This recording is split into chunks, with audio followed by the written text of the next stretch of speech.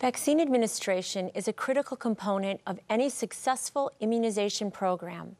The recommended route, site, and dosage for each vaccine are based on clinical trials, practical experience, and theoretical considerations. Vaccines may not protect your patient if they are administered incorrectly. All staff, permanent and temporary, who will administer vaccines should receive competency-based training and education on vaccine administration before providing vaccines to patients. Providers need to orient new staff to vaccines used in their facility. Staff knowledge and skills should be validated with a skills checklist like this. All staff should receive continuing education when there are new schedules, vaccines, or recommendations. It is a good idea to periodically review the skills checklist with staff. We have included an example of a skills checklist on the resources webpage for this program. Many common administration errors could be avoided by consistently using the rights of medication administration. These rights should be applied to each encounter when vaccines are administered. These rights include the right patient, the right vaccine or diluent, the right time, which includes administering at the correct age, the appropriate interval, and before the vaccine or diluent expires, the right dosage, the right route, needle length and technique, the right site, and the right documentation.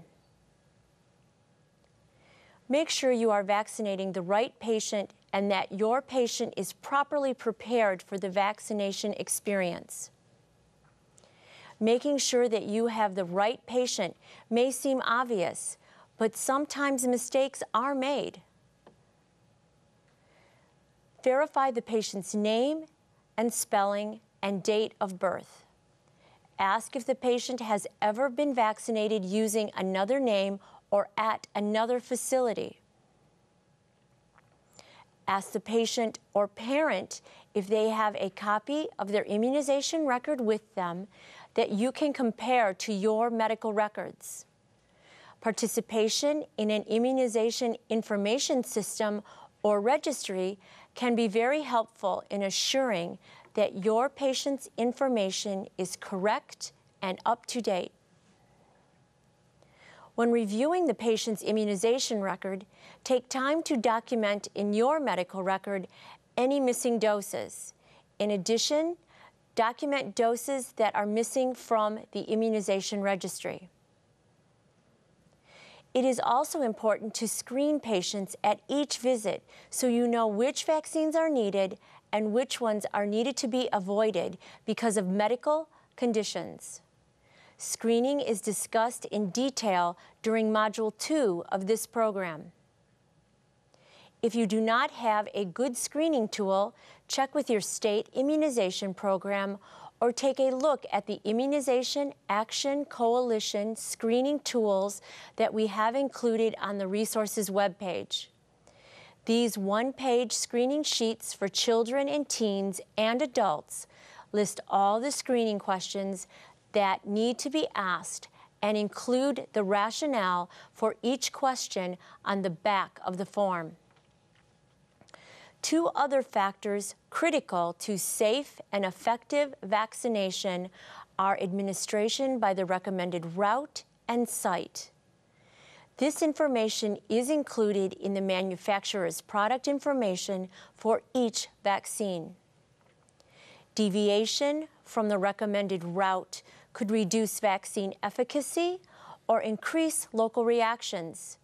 So let's talk about route, needle length, technique, and site. There are 5 routes used for administration of vaccines: oral, intranasal, subcutaneous, intramuscular, and intradermal. Rotavirus vaccines and an oral preparation of typhoid vaccine are the only vaccines licensed for use in the U.S. that are administered by the oral route.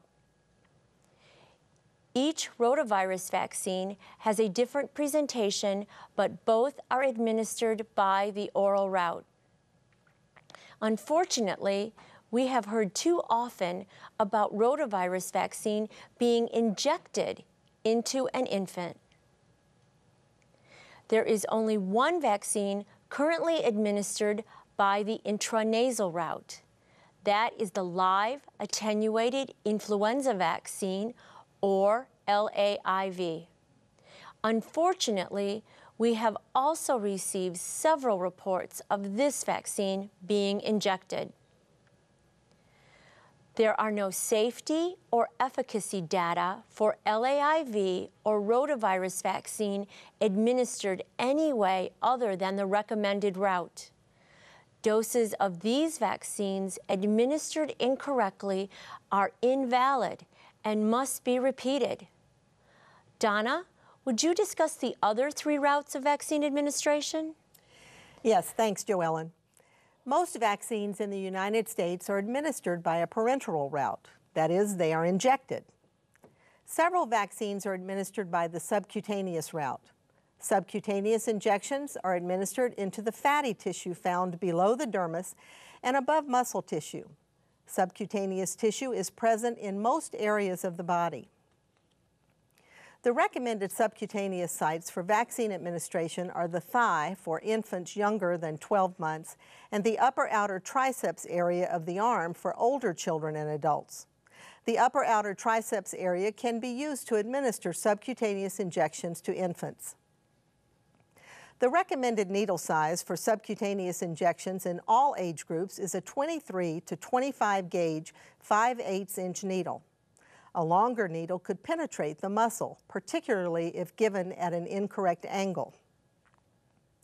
To avoid reaching the muscle, the fatty tissue is pinched up and the needle is inserted at a 45-degree angle. A more perpendicular approach is used for intramuscular injection. The majority of vaccines administered by injection are given by the intramuscular route. Incorrect intramuscular technique can reduce vaccine effectiveness and increase local adverse reactions, so proper technique is critical. Intramuscular injections are administered into muscle tissue below the dermis and subcutaneous tissue. The amount of overlying subcutaneous tissue depends on the person and the site. Although there are several IM injection sites on the body, the routinely recommended IM sites for vaccine administration are the vastus lateralis muscle in the anterolateral thigh and the deltoid muscle in the upper arm. Injection at these sites reduces the chance of involving neural or vascular structures. The site depends on the age of the person and the degree of muscle development. The deltoid muscle is most commonly used in older children and adults. The deltoid muscle can be used in toddlers if the muscle mass is adequate. It is important to use anatomical landmarks to locate the site so that the injection is given into the center of the muscle. The gluteus should not be used as a site to administer vaccines. Injection in the gluteus risks injection into fat or damage to nerve tissue. A 22 to 25 gauge needle is recommended for intramuscular injections. The needle length must be adequate to reach the muscle and is based on the size of the individual. A 5/8 inch needle may be considered for newborns in the first 28 days of life and for preterm infants. The recommended needle length for an infant is generally 1 inch. The recommended needle length for older children can range from 5/8 to 1 1/4 inches, depending on the injection site, the size of the muscle, and the thickness of the fatty tissue at the injection site. A 5/8 inch needle is adequate only for the deltoid muscle and only if the skin is stretched flat between the thumb and forefinger and the needle inserted at a 90-degree angle to the skin. A longer needle should be used for the anterolateral thigh. For adolescents and adults, the deltoid muscle is the routinely recommended site, although the anterolateral thigh can be used. The needle length generally ranges from 1 inch to 1 1/2 inch, depending on the person's gender, weight, the size of the muscle, and amount of fatty tissue at the injection site, and the technique used. Now, this can all seem rather complicated. Fortunately, there is a table in the 2011 General Recommendations on Immunization, Table 10, that lays all this out. It is yet another reason to get a copy of the General Recommendations. To avoid injection into subcutaneous tissue, the skin of the selected site can be spread taut between the thumb and forefinger, isolating the muscle. Another technique, acceptable mostly for pediatric and geriatric patients, is to grasp the tissue and bunch up the muscle. The needle should be inserted fully into the muscle at a 90-degree angle. Remember, injection technique is the most important parameter to ensure efficient intramuscular vaccine delivery.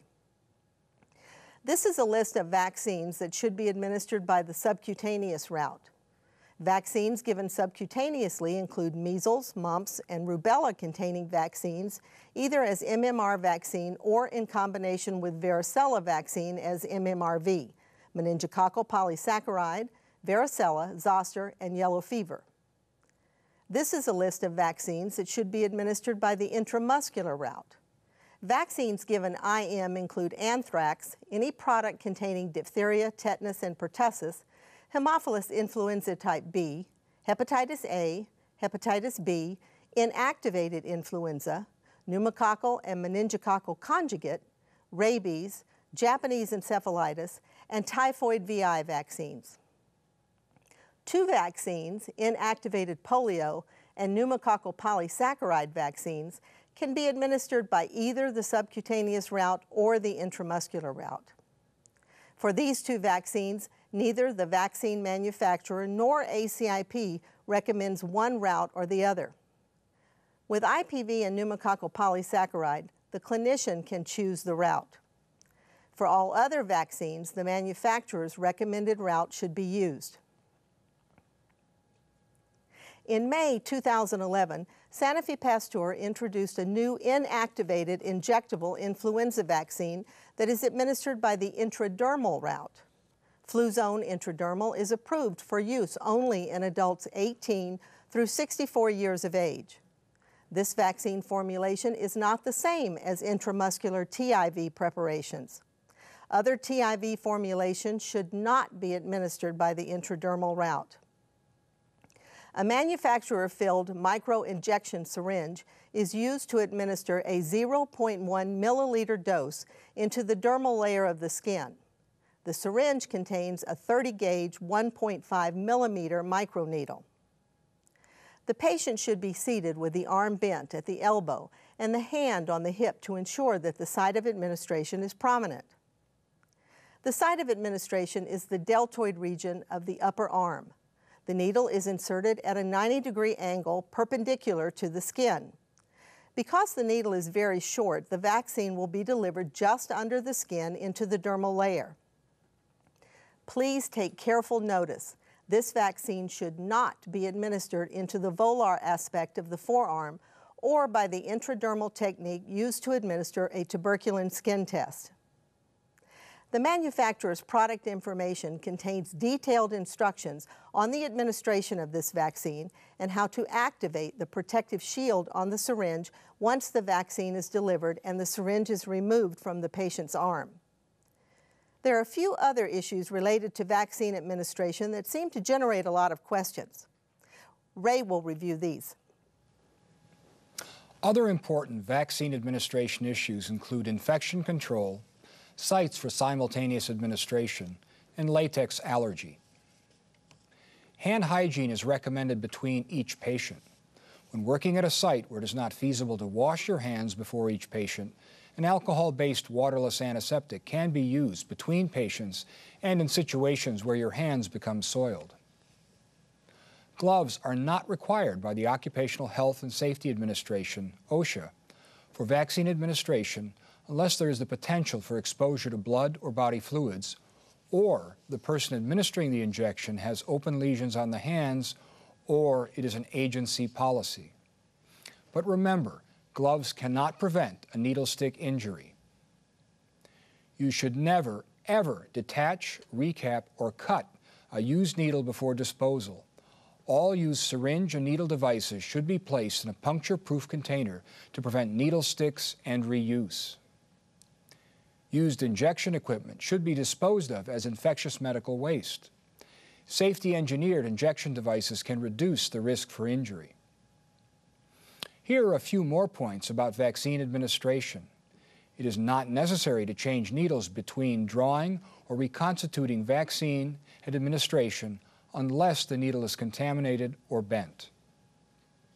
Use a new syringe and needle to draw up each vaccine to be administered.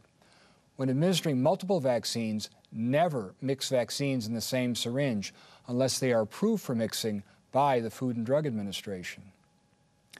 No attempt should ever be made to transfer vaccine from one syringe to another. Vaccines approved for mixing will be packaged together or indicated in the product information. If more than one vaccine is to be administered in the same limb, the injection sites should be separated by at least 1 inch if possible. This separation allows any local reactions to be differentiated. Vaccines that contain tetanus and diphtheria toxoids may cause more soreness than other vaccines, so you may want to give this vaccine alone or in the limb with a subcutaneous injection. We receive many questions about spacing of injections in a single limb. This spacing is a recommendation and not an absolute rule. Considering the number of injections needed at each visit in the first 2 years of life, there may be circumstances where separation of each site by 1 inch or more is not feasible. We are not aware of any evidence that less than 1 inch separation between injection sites reduces the effectiveness or safety of a vaccine. But you should try to put the most reactive vaccines, which generally are TD-containing vaccines, and pneumococcal conjugate vaccine into different limbs if you can. You should also develop a system so that everyone in your office administers the same vaccine into the same anatomic location. This way, if a local adverse reaction occurs, anyone can easily determine which vaccine is most likely to be responsible. A standardized vaccine administration map can help you do this. Here's an example of such a map. It suggests the anatomic area for each injection. This map was provided to us by the Michigan Department of Community Health and the Alliance for Immunization in Michigan. They've graciously allowed us to show it to you and to post it on the resources webpage. In addition to the site map for toddlers, they have also produced versions for infants and for adolescents. Please consider using this site map or one similar to standardize the vaccine administration procedures in your office. Aspiration is the process of pulling back on the plunger of the syringe prior to injection to ensure that the medication is not injected into a blood vessel. Aspiration is not required before administration of a vaccine. Although this practice is advocated by some experts and most nurses are taught to aspirate before injection, there is no evidence that this procedure is necessary. There are no reports of any person being injured because of failure to aspirate.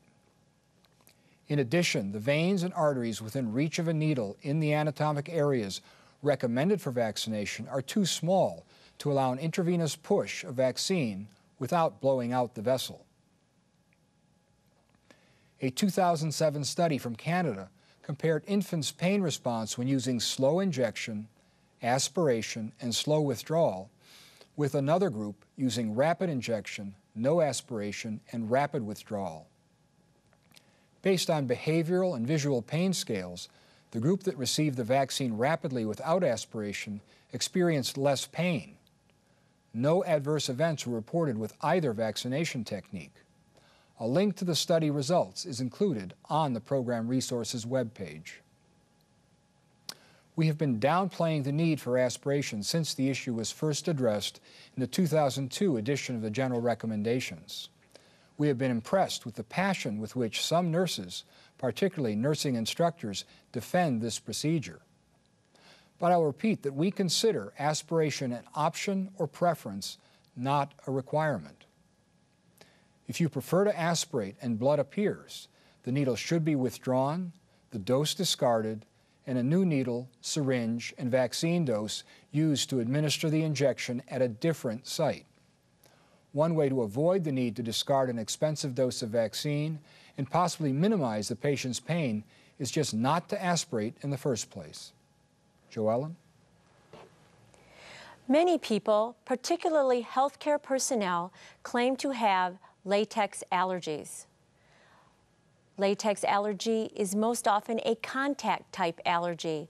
There has only been one published report of an anaphylactic allergic reaction following vaccine administration in a patient with known severe allergy to latex. A person with an anaphylactic allergy to latex should not generally receive vaccines supplied in vials or syringes that contain natural rubber. Persons with latex allergies that are not anaphylactic, such as contact allergy to latex gloves, can receive vaccines supplied in vials or syringes that contain dry natural rubber or natural rubber latex.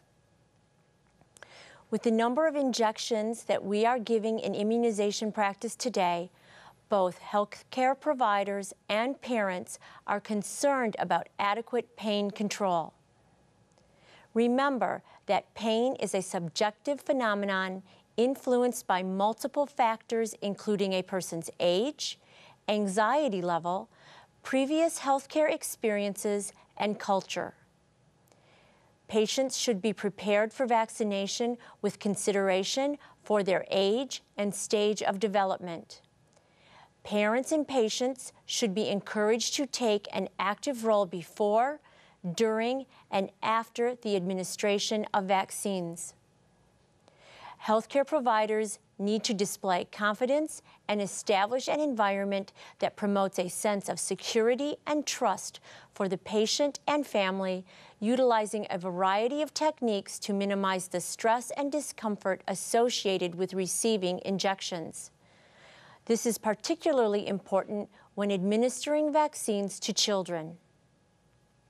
Although stress and discomfort from immunizations are, to some extent, unavoidable, there are some things that parents and healthcare providers can do to reduce anxiety when children need vaccines. These simple strategies include displaying a positive attitude through facial expressions, body language, and comments, using a soft and calm tone of voice, making eye contact even with small children, explaining why vaccines are needed, such as, "This medicine will protect you from getting sick," or "This shot is a shield to protect your body against infection," and being honest and explaining what to expect. Do not say that the injection will not hurt. There are a variety of measures that can help alleviate the pain caused by vaccination.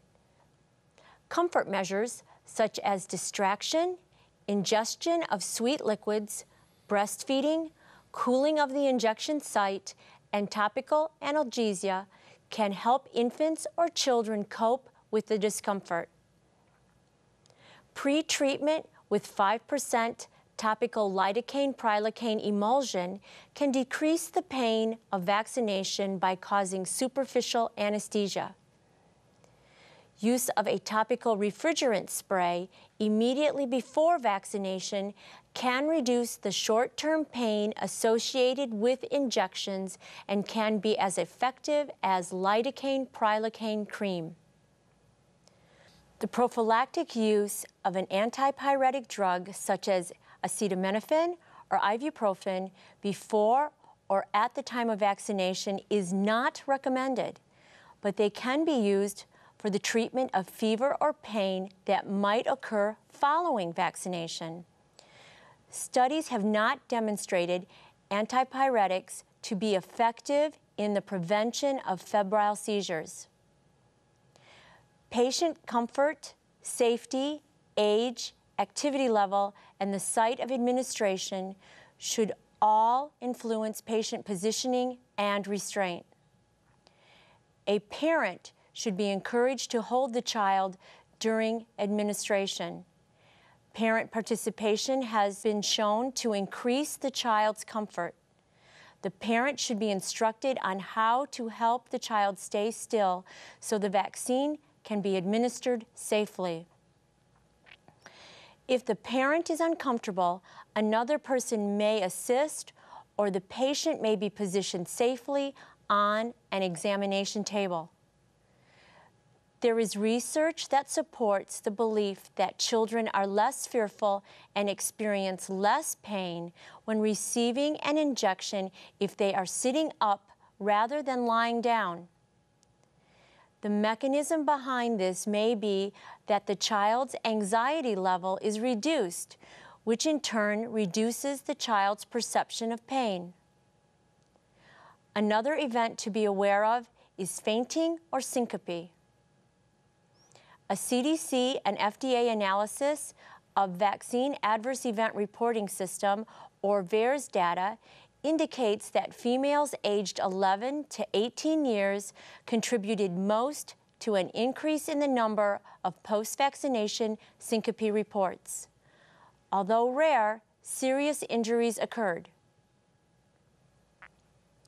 Although syncopal episodes are not common, vaccine providers should consider observing patients for at least 15 minutes after they are vaccinated to decrease the risk of injury should they faint, particularly when vaccinating adolescents.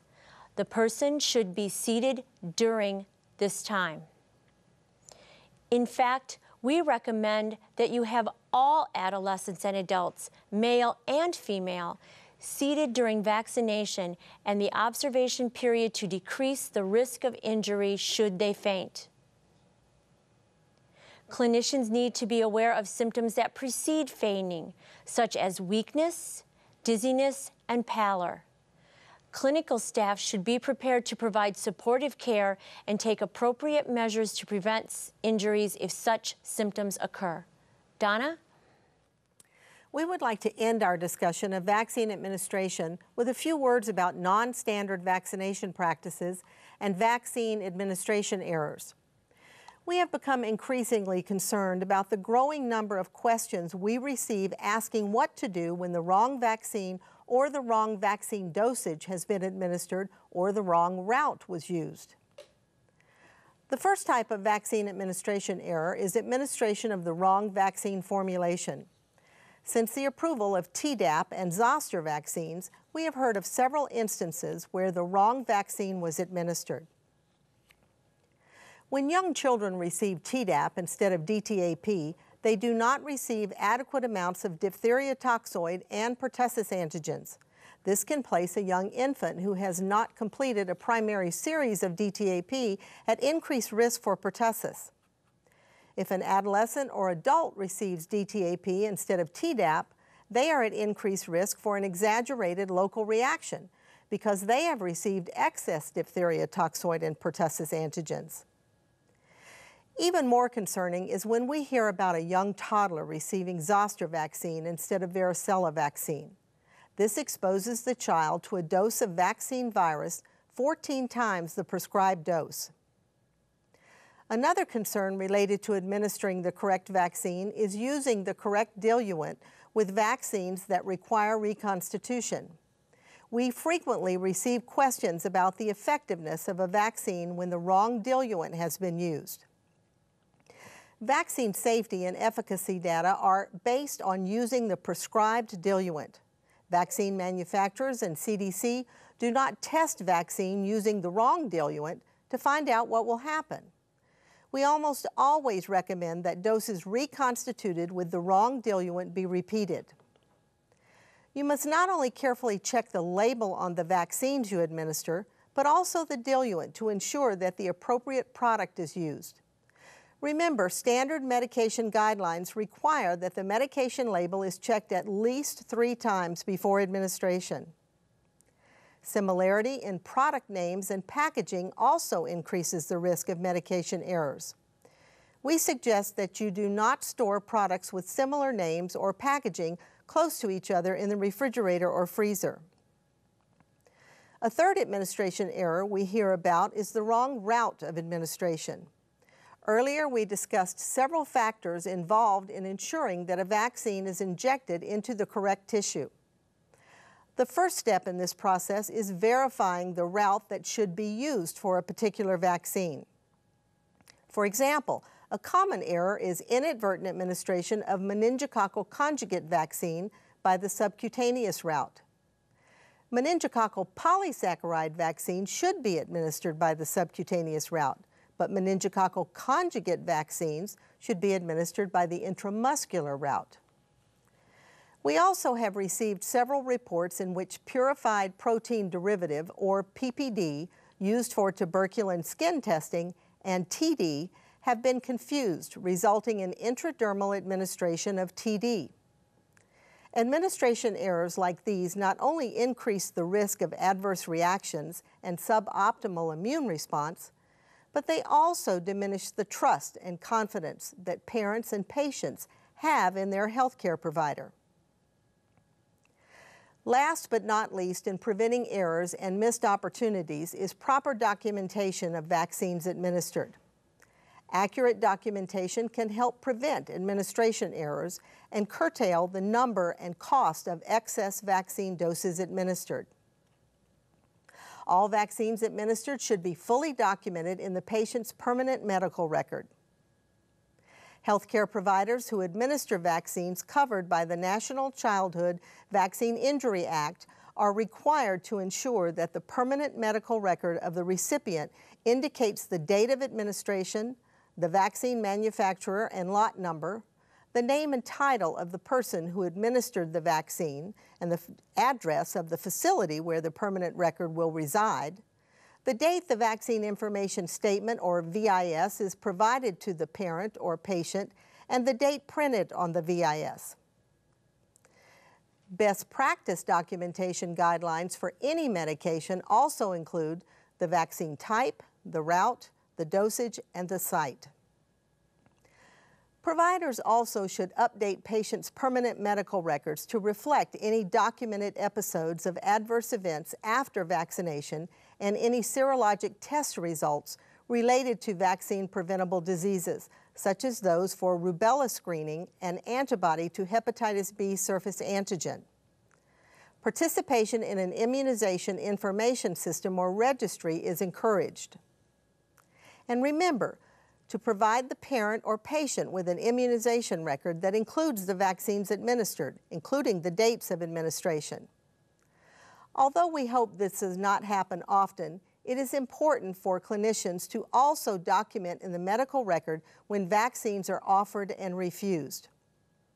We have included links to several vaccine documentation resources on the Program Resources webpage. Be sure that staff are adequately trained in standard vaccine administration practices and are oriented to the proper administration of new vaccine products. Remember, your patients are counting on you.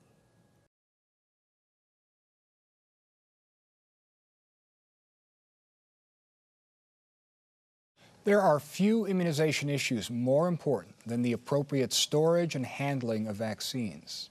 The success of efforts against vaccine-preventable diseases is attributable in part to proper storage and handling of vaccines. Vaccines exposed to temperatures outside the recommended ranges can have reduced potency and protection. Storage and handling errors can cost thousands of dollars in wasted vaccine and revaccination.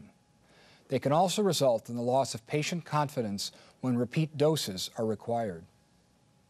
Vaccines are fragile and must be kept at the temperatures recommended by vaccine manufacturers at all times. It is better to not vaccinate than to administer a dose of vaccine that has been mishandled.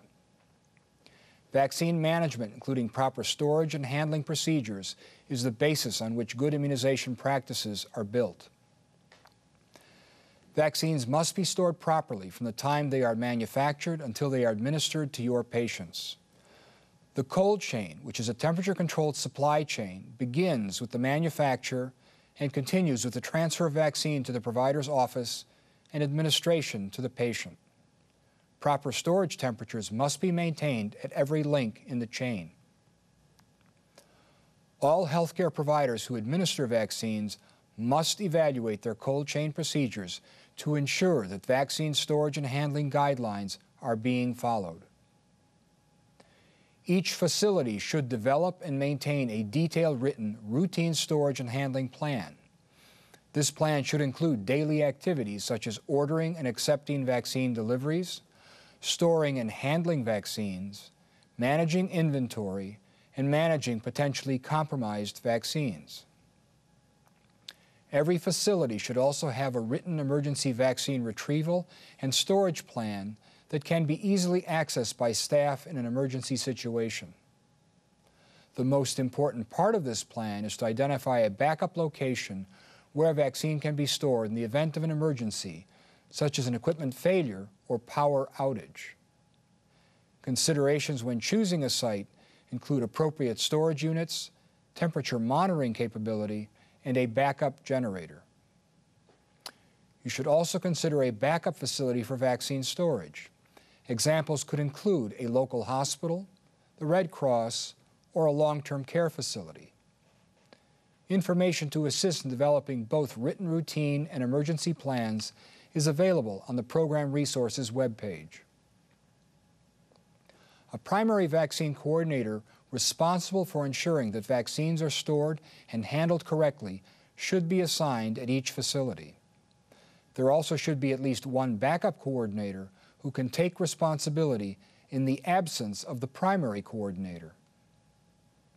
In addition, all personnel who handle or administer vaccines should be familiar with the storage and handling policies and procedures for their facility. This includes not only those who administer vaccines, but also anyone who accepts vaccine shipments or has access to the unit or units where vaccines are stored. Vaccine storage and handling training should be provided to all personnel who handle or administer vaccines, including temporary staff hired during busy periods like influenza season. Continuing education for staff also is essential when new vaccines are stocked and when there are any changes to the storage and handling guidelines for a particular vaccine. Several resources are included on the Resources webpage for this program. Vaccine storage units must be selected carefully, used properly, maintained regularly, and monitored consistently. In this program, we provide general guidance for vaccine storage equipment. Providers should consult their local or state immunization program, particularly those who provide vaccines purchased with public funds for any specific storage equipment requirements. CDC strongly recommends standalone freezers and refrigerators without freezers for vaccine storage. Studies have demonstrated that these units maintain the required temperatures better than combination units. An alternative to standalone units would be to only use the refrigerator compartment of a combination refrigerator-freezer unit to store refrigerated vaccines. A separate standalone freezer would be used to store frozen vaccines. A combination refrigerator-freezer for home use meets minimum storage requirements if each compartment has a separate exterior door and thermostat controls. Although this type of unit is acceptable, it is not recommended. Any refrigerator or freezer used for vaccine storage must be able to maintain the required temperature range throughout the year.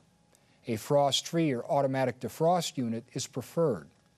It must be large enough to hold the year's largest vaccine inventory and must be dedicated to the storage of biologics.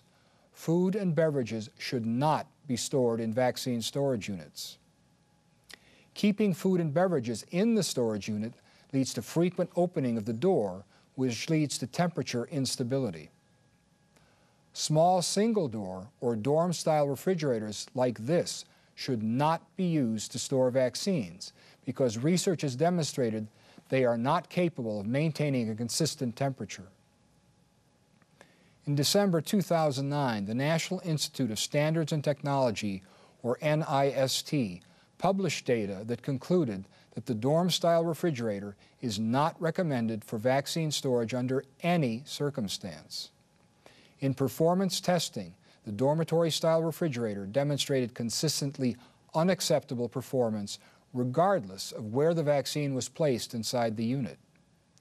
For temporary storage, CDC strongly recommends using a compact refrigerator without a freezer compartment rather than a dormitory-style combined refrigerator, freezer, to reduce the risk of exposing vaccine to freezing temperatures. All inactivated vaccines require refrigerator storage temperatures between 35 and 46 degrees Fahrenheit, which is between 2 and 8 degrees Celsius, with a desired average temperature of 40 degrees Fahrenheit or 5 degrees Celsius. Both types of influenza vaccine, inactivated vaccine and live attenuated influenza vaccine, as well as both rotavirus vaccines, must be stored in the refrigerator. Permanent storage of all vaccines that contain live varicella virus, single antigen varicella, MMRV, and zoster vaccines is in the freezer. Varicella-containing vaccines should be stored in a continuously frozen state at the manufacturer recommended freezer temperature until administration. All varicella-containing vaccines, that is varicella, zoster, and MMRV, should be stored between minus 58 degrees Fahrenheit and plus 5 degrees Fahrenheit, which is minus 50 degrees Celsius and minus 15 degrees Celsius. MMR may be stored in either the freezer or the refrigerator. We recommend that you consider storing both MMR and MMRV in the freezer. This could help prevent inadvertently putting MMRV in the refrigerator. Although not recommended, if you must use a combination refrigerator-freezer unit to store vaccines, you will need to carefully monitor both refrigerator and freezer temperatures. NIST research has demonstrated that there is a risk of freezing refrigerated vaccine or keeping frozen vaccine too warm in an effort to maintain correct storage temperatures in all sections of the unit. Jo Ellen? Regular temperature monitoring is vital to proper cold chain management. Temperatures in both the freezer and refrigerator units should be read a minimum of twice a day, once in the morning and once at the end of the workday. CDC recognizes that continuous tracking alarmed temperature monitoring devices can have significant benefits over manual twice daily temperature monitoring. We continue to recommend that vaccine storage unit temperatures be manually read at least twice each workday, regardless of whether there is a temperature alarm or where the readout occurs. This provides assurance that the equipment is working correctly, and if an alarm system should fail or a response process is not correctly followed, then the issue can be identified quickly and corrective action taken that may save vaccine. Post a temperature log like this on the door of the refrigerator or freezer and record the temperature readings twice daily. Keep temperature logs for at least 3 years unless state statutes or rules require longer period. As the refrigerator or freezer ages, you can track recurring temperature variances or problems and identify how long problems have existed. This data can be important when evaluating the need for a new storage unit, or if there is a potential need to recall and revaccinate patients because of improperly stored vaccine. While it is important to document the temperatures, documentation is not enough. Equally important is taking immediate corrective action when the temperatures fall outside the recommended ranges. Remember, any mishandled or incorrectly stored vaccine should not be administered. It is especially important that inactivated vaccine that has been exposed to freezing temperature not be administered. If you discover that your refrigerated vaccine has been exposed to freezing temperature, even if the vaccines do not appear to have been frozen, you should segregate the exposed vaccine and label it "Do Not Use." Store the potentially compromised vaccine at the appropriate temperature. Then contact the manufacturer or your state or local immunization program for advice. You should do the same thing if your freezer temperature rises above 5 degrees Fahrenheit during other than the normal defrost cycle. Whether you are using a combination refrigerator-freezer unit or standalone refrigerator and freezer units, both the refrigerator and freezer should have their own thermometer. Here are some examples of thermometers that can be used, including digital, biosafe liquid, continuous graphic, and minimum maximum. If you are using a continuous recording thermometer, even though it is recording the temperatures for you, it should still be checked at least twice each workday to make sure the temperatures are in range. Accurate thermometers are a critical part of good storage and handling practice. For measuring vaccine storage unit temperatures, CDC recommends using only calibrated thermometers with documented calibration measurements. The calibrated measurements should be traceable to a testing laboratory accredited by the International Organization of Standardization to the standards of the National Institute of Standards and Technology or to another internationally recognized standards agency. Periodic recalibration is necessary, so you should check the thermometer manufacturer guidelines for further information. Proper thermometer placement within the unit is critical to accurate temperature monitoring.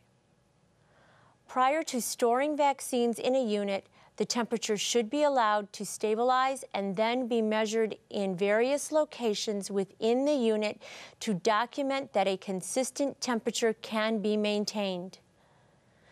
No matter what type of storage unit you buy, new units may need 2 or more days of operation to establish a stable operating temperature. Vaccine placement is just as important as thermometer placement. A storage unit should be large enough so that vaccines can be placed away from the walls, coils, and vents in the part of the unit best able to maintain the constant required temperature. Vaccines should be kept in their original packaging with the lids in place until ready for administration and stacked in rows with vaccine of the same type. Bins, baskets, or some other type of uncovered containers that allow for air circulation can be used to organize the vaccines within the storage unit. There should be space between the vaccine stacks or containers.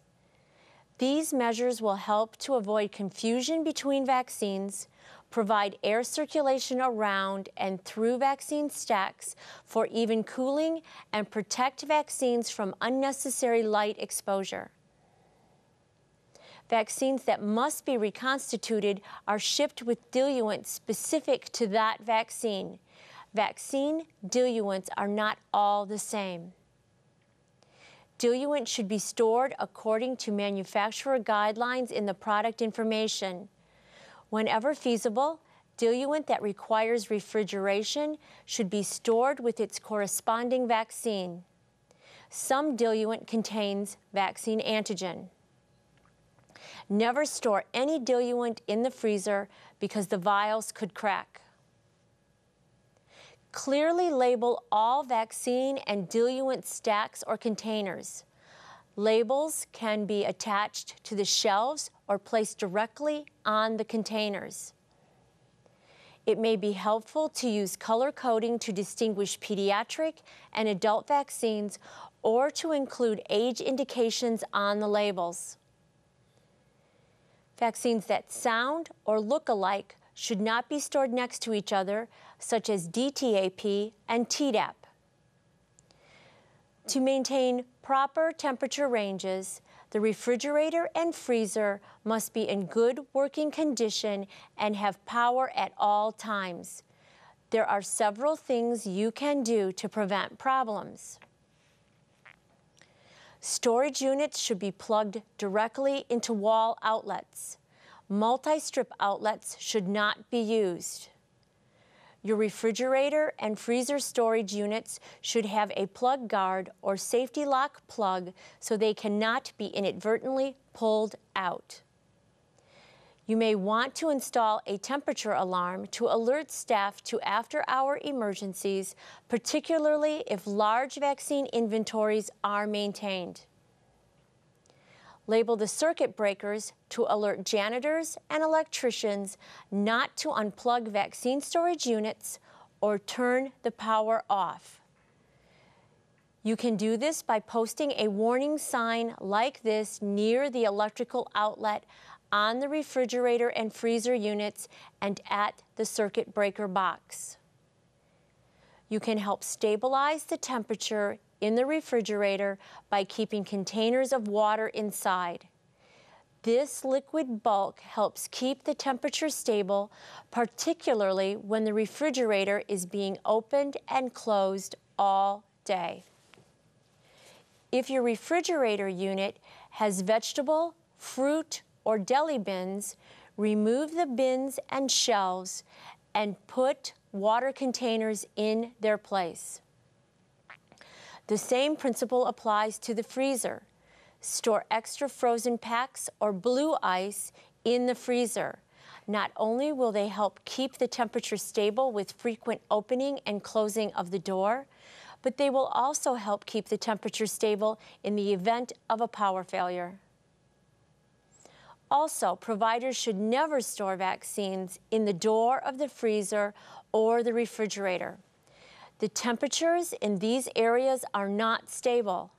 Use these areas to store liquid bulk and frozen packs. Check to ensure that the doors seal tight when closed. The weight of too many water bottles or ice packs may lead to incomplete closure. We are frequently asked about storing biologic specimens such as blood and urine in the same storage unit as vaccine. We prefer that vaccine be kept in dedicated refrigerator and freezer storage units. But we understand this is not possible in some facilities. If you must store biologic specimens in the same units as vaccines, be sure the specimens are stored on a lower shelf than your vaccine supply. This is to ensure that if a specimen leaks, your vaccine will not be contaminated. Donna? Another common inquiry we receive concerns pre-filling or drawing up doses of vaccine before they are actually needed.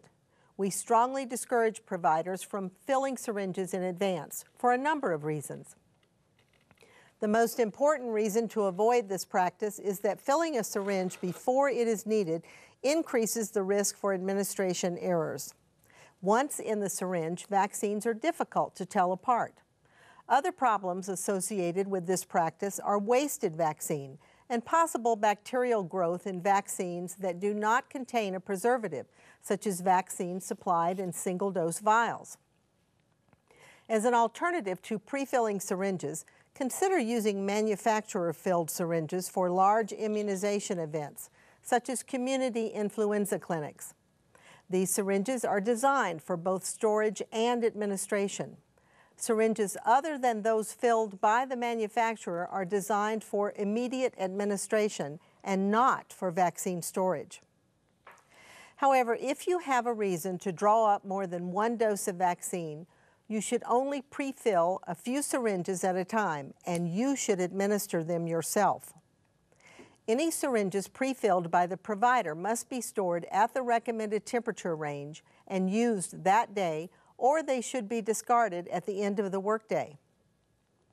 And one other point, when using manufacturer-filled syringes without a needle already attached, Do not activate the syringe by removing the syringe cap or attaching a needle until you are ready to administer the vaccine. Once the syringe is activated, the sterile seal is broken. If not used that day, activated syringes should be discarded at the end of the workday.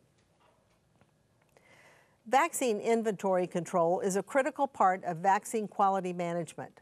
As part of inventory control, providers should conduct a monthly vaccine inventory to be sure they have enough to meet their needs.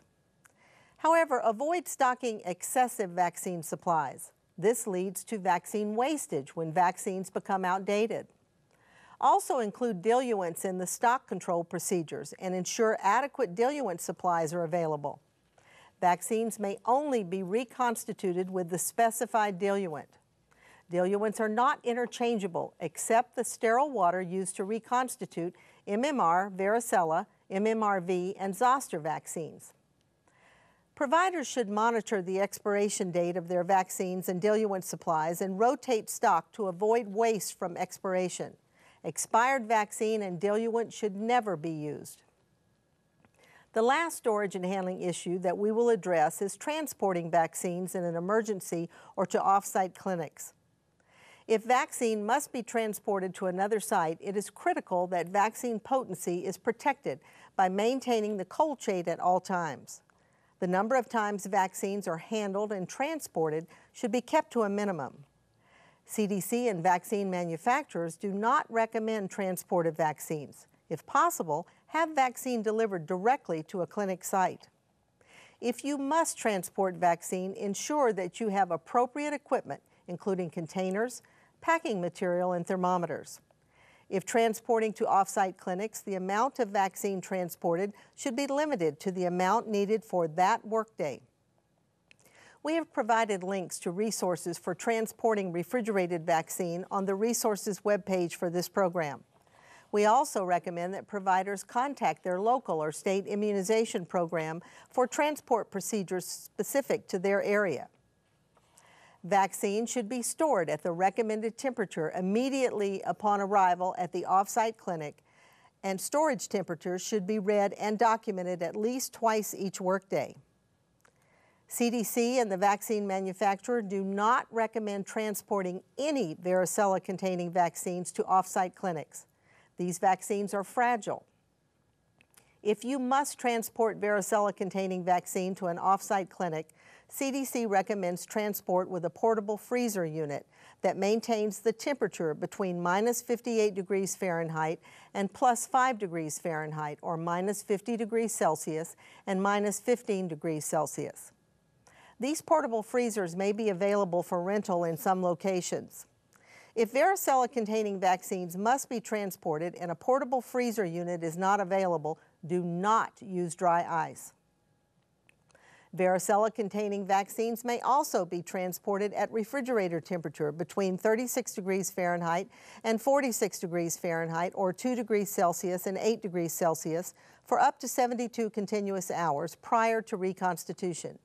Detailed guidance is provided in the Vaccine Storage and Handling Guide, and we have included a link to the guide on the resources webpage for this program. One final note on vaccine transport. Having a patient pick up a dose of vaccine at a pharmacy and transport it to another facility for administration is not an acceptable transport method for any vaccine. We have included several helpful storage and handling resources and websites on the resources webpage for this program. There is also a storage and handling chapter and a storage and handling appendix in the course text with helpful resources. In order for patients to be protected by vaccines, vaccines must be stored and handled with care. With a few simple steps and good practices to maintain proper vaccine storage and handling, we can ensure that the full benefit of immunization is realized.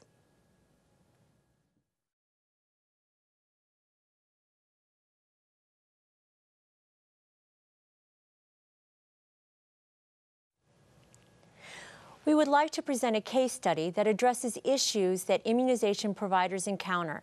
The case studies are available on the program resources webpage. Maria is a 2-year-old who has been hospitalized for 4 weeks following a motor vehicle crash. Because of injuries to her pelvis, she is in a cast from her waist to her knees. She is otherwise healthy. Maria is doing well and will be discharged tomorrow. It is currently influenza season, and there is an outbreak in the community affecting the hospital. Maria's mother is pregnant. Maria's grandmother, who lives with the family, is receiving chemotherapy for multiple myeloma. The hospital is able to access Maria's immunization history through the state registry. Her record indicates that she had hepatitis B vaccine at birth, Pediarix, the DTaP, IPV, hepatitis B combination vaccine at 2, 4, and 6 months of age. She received a full series of Hib vaccine at 2, 4, 6, and 12 months of age. There is no prior history of influenza vaccination. Maria's nurses do not want to miss this opportunity to make sure she is current on her immunizations before discharge, but they are concerned about administering vaccines with no access to Maria's thighs. Here are 3 questions about Maria. What vaccines are indicated for Maria? What sites should be used to administer these vaccines she needs today? When should Maria be scheduled for her next immunization visit? If you are viewing this program with a group, we suggest you pause the program now and discuss it among yourselves. We will return in a moment to discuss it with you.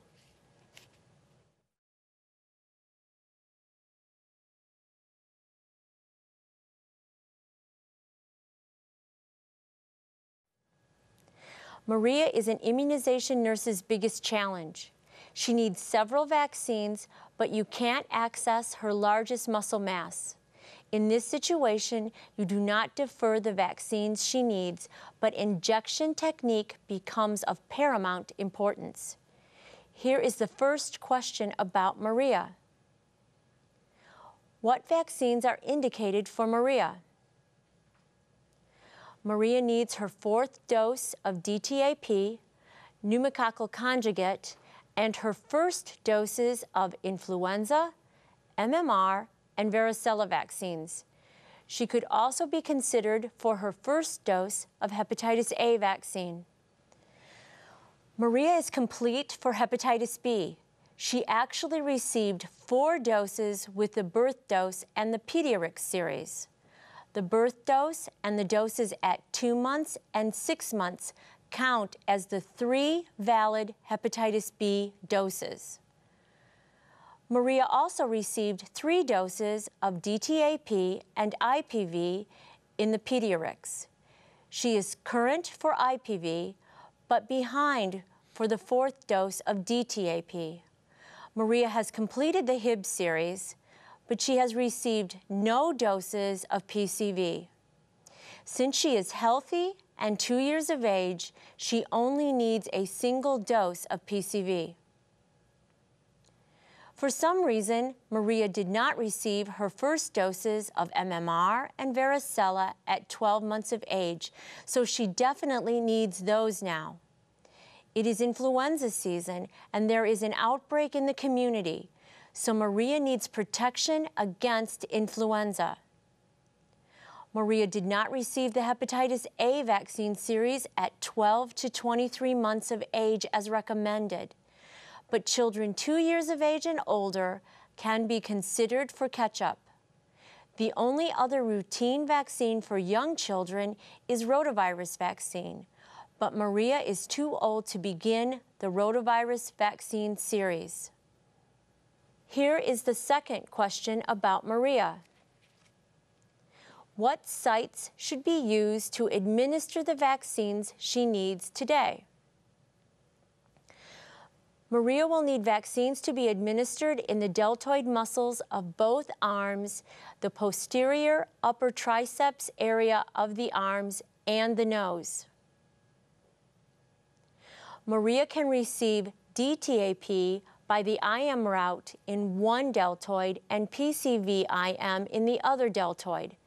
MMR can be given subcutaneously in the triceps area of one arm and varicella subcutaneously in the triceps area of the other arm.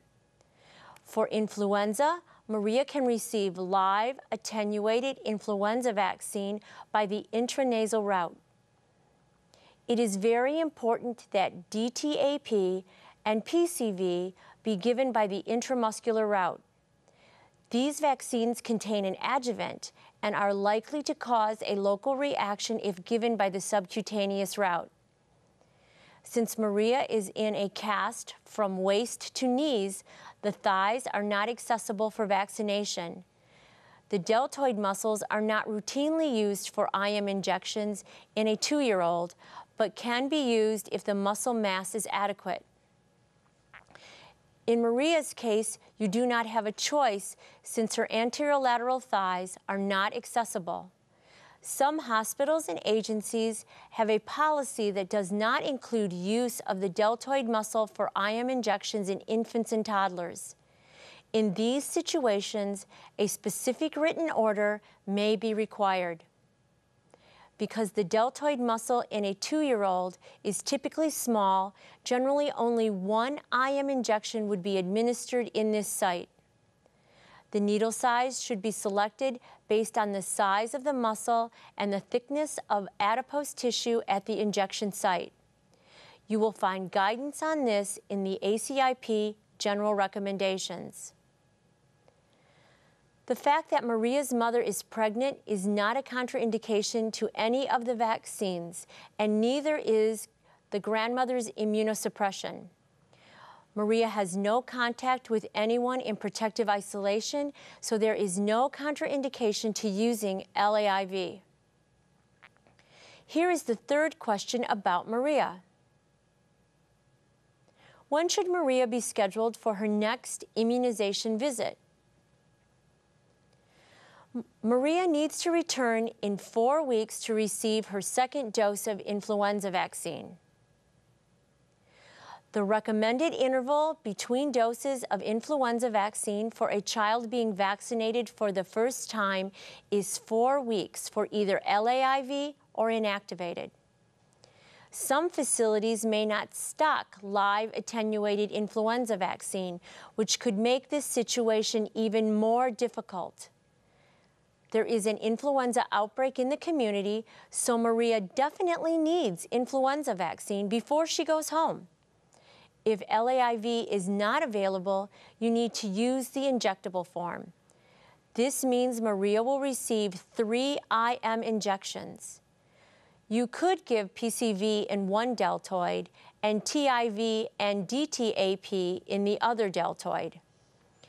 If there's concern about adequate muscle tissue, you could delay DTaP4 until the follow-up visit 4 weeks later.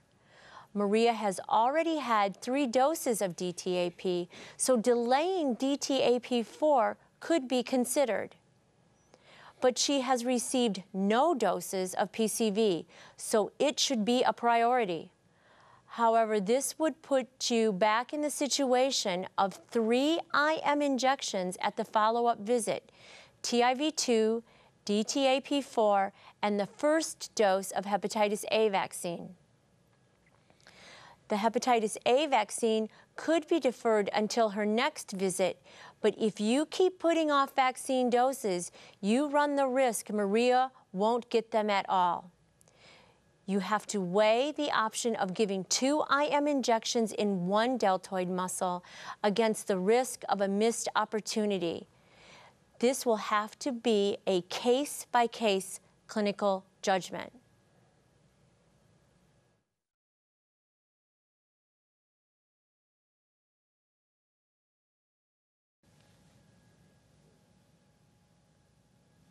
We received many questions about vaccine administration and vaccine storage and handling. Let's discuss a few of those now. Donna, let's talk about this first question. The questioner asks if some portion of a vaccine leaks out of the syringe while it's injected into a patient, does the dose need to be repeated, and if so, when?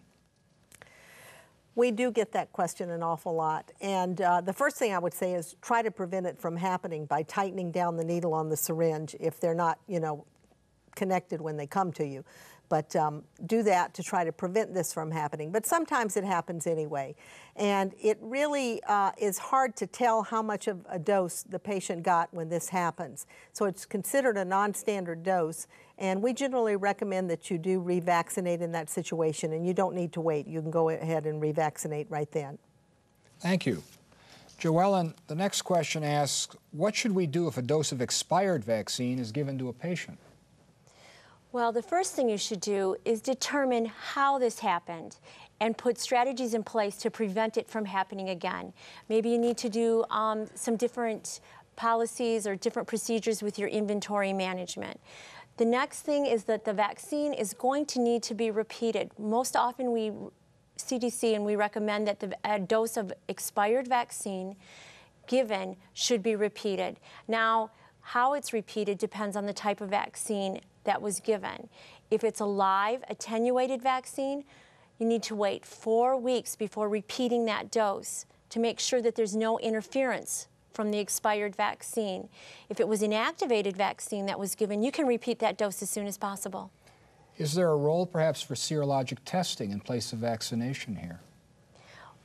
That can depend on the vaccine and what disease that was given, or what vaccine was given in error. Okay, thank you. Donna, is it okay to drop vaccines at the beginning of the shift? If it isn't, how much in advance can the vaccine be drawn up? Say I've got a big influenza clinic coming. What can I do? Well, we strongly recommend against pre-filling syringes.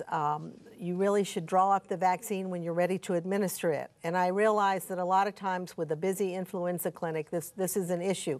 We would recommend that if you're in a clinic where you're only giving one type of vaccine, then you could consider drawing up, say, 10 doses, like one multi-dose vial, and administering those before drawing up more. But remember, you need to be very careful. When you draw up the vaccine, then you're the one that should administer it. And if you have, even in influenza clinics, if you have more than one brand or formulation, for different age groups, then you could have mix-ups there and you could end up with wastage. So when you have those large clinics, best practice is really to order manufacturer-filled syringes to use for those. We really discourage this pre-filling syringes. And once they're pre-filled, if they're not used that day, then they need to be discarded at the end of the day if the provider has filled them.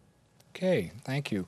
Joellen, in an adult, what muscle should be used to administer Tdap if the patient declines to have it in the deltoid because of prior bilateral mastectomy? That's an interesting question. You still have your anterior lateral thighs in the adults. We don't think about that site very often, but it's still a site that you can administer the vaccines in. One thing that I do caution people about, though, is that often when adults come for vaccines, and if they don't want it in the arm or they can't receive it in the arm, they may ask for you to put it in the gluteus. And one thing that we need to remember is that there are no butts in vaccine. Vaccine never goes back there. So arms or legs, and if you can't, so the legs are certainly an option in an adult. Okay, no butts in vaccine. We got to remember that. Donna, when patients need multiple vaccines, such as influenza and pneumococcal, can't we just combine them in the same syringe and give one shot? No, it's just like when Joellen says there's no butts in vaccines, there's no home brews in vaccines. We recommend that, you really only mix a vaccine if FDA has approved for you to mix them together in the same syringe. And right now, the only vaccine that's available for that is Pentacell, which is the DTaP-IPV-Hib combination. Otherwise, your vaccines need to be given in separate syringes. Okay, thank you. So, Joel, the final question is asked, what is the procedure if the wrong vaccine formulation is administered? Should you immediately repeat the dose? Well, that's another one of those questions that depends. The first thing that you need to do is you need to call the patient and determine if there was any adverse event associated with this vaccine that was given in error. Then, once you've done that, you need to then contact the manufacturer or your local health department or perhaps your state immunization program to determine if the vaccine needs to be repeated. Some vaccines given in error need to be repeated. Others don't. For example, if you gave the pediatric formulation of DTaP to an adult, you've given them more vaccine than they need, and that vaccine dose does not need to be repeated. So it's very important to call somebody before automatically repeating the vaccine to get specific guidance on this clinical situation. And then once you've corrected the error, you need to determine how it occurred and put strategies in place to prevent it from happening again. Okay, good advice. Thank you. That's all the time we have for questions for this session. Thank you, Donna. Thank you, Joellen. Thank you, folks, for watching. Goodbye.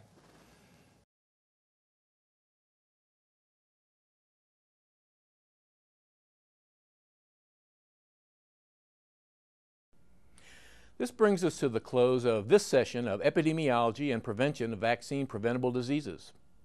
We would like to remind you of resources that you can use to get more information or to contact us. Here's the companion book for this program. The book is a useful resource for any office that administers vaccines to persons of any age. The Public Health Foundation is the sole source for a printed copy. In addition to the print version, the 12th edition is also available in an e-reader format. You can contact the Public Health Foundation through their toll-free number at 877-252-1200. You can also order materials online from their website at bookstore.phf.org. If your patients or their parents have immunization-related questions, you can refer them to the CDC Info Contact Center. You can reach the Contact Center toll-free at 800-CDC-INFO. The CDC Info Contact Center is staffed from 8 a.m. until 8 p.m. Eastern Time, Monday through Friday. If you or your staff have questions, you should direct them to the National Center for Immunization and Respiratory Diseases by email. Our email address is nipinfo@cdc.gov.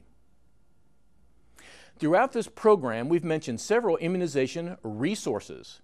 You can find links to these and much more on the Program Resources webpage at www.cdc.gov/vaccines. Click on the Education and Training section, then the Immunization Courses link. Choose this program from the list to find all the materials we've discussed in this session. It's a good idea to have the most current immunization information quickly accessible in your office or clinic. An easy way to do this is to have the information available on your computer. We've compiled all the current ACIP statements, vaccine information statements, the course text, and much more on a DVD called Immunization Works. It provides a great way to have all your current immunization information together in one place. The DVD is distributed free of charge by the CDC. The Program Resources webpage has a link to order it. Continuing education credit is available for viewing this program.